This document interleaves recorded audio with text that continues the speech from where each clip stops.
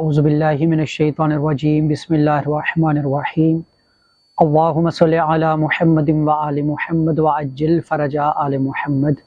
الحمدللہ الذی جعلنا من المتمسکین بولایت علی بن ابی طالب اللہم صلی علی محمد وآل محمد وعجل فرج آل محمد۔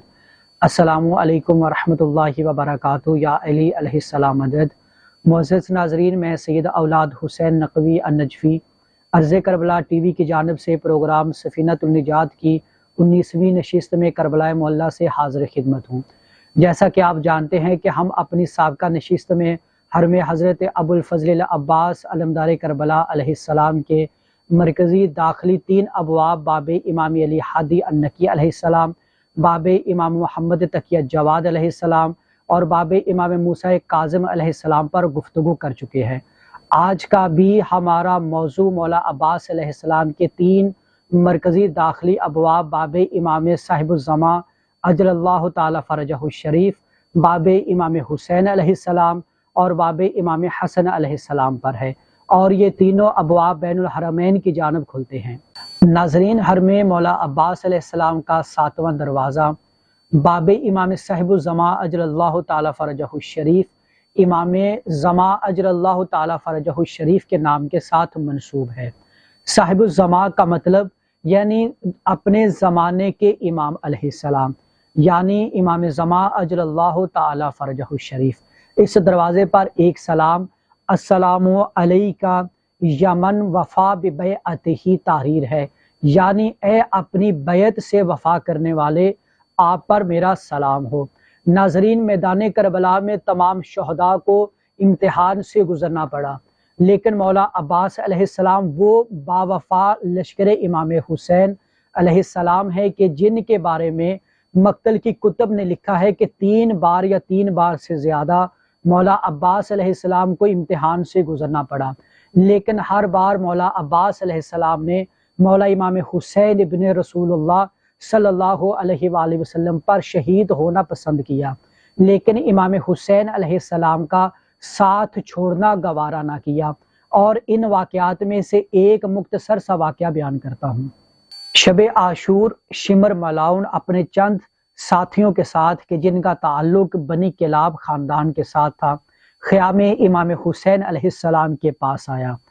جس جگہ پر مولا عباس علیہ السلام خیام حسینی کا پہرا دے رہے تھے کہ شمر ملاؤن نے مولا عباس علیہ السلام سے کلام کیا اور کہا کہ آپ کی والدہ جناب فاطمہ بنت حزام سلام اللہ علیہا بنی کلاب خاندان کے ساتھ تعلق رکھتی ہیں، جس کی وجہ سے آپ میرے بہن کے بیٹے ہیں، تو ہم آپ کو امان دیتے ہیں اگر آپ رسول اللہ صلی اللہ علیہ وآلہ وسلم کے بیٹے حسین ابن علی کا ساتھ چھوڑ دو۔ تو ناظرین، مولا عباس علیہ السلام نے بہت ہی خوبصورت جواب دیا کہ اے ملاؤن، اگر میرے جسم کے ٹکڑے کر دیے جائیں اور پھر میرے جسم کے گوشت سے ہڈیوں کو جدا کر دیا جائے اور پھر میرے جسم کو آگ میں جلا کر میرے جسم کی خاک کو ہوا میں اڑا دیا جائے، تو پھر بھی میں ہر دفعہ اگر مجھے زندہ کیا جائے، مجھے 1000 زندگی ملے، تو میں امام حسین ابن علی علیہ السلام پر قربان ہونا پسند کروں گا، لیکن اپنے مولا و آقا امام حسین علیہ السلام کا ساتھ نہ چھوڑوں گا۔ ناظرین، ایسے ہی تو ہر نماز میں بنت رسول نے مولا عباس کو اپنی دعا میں تو نہیں مانگا تھا۔ مولا عباس علیہ السلام دعائے زہرا سلام اللہ علیہا ہے،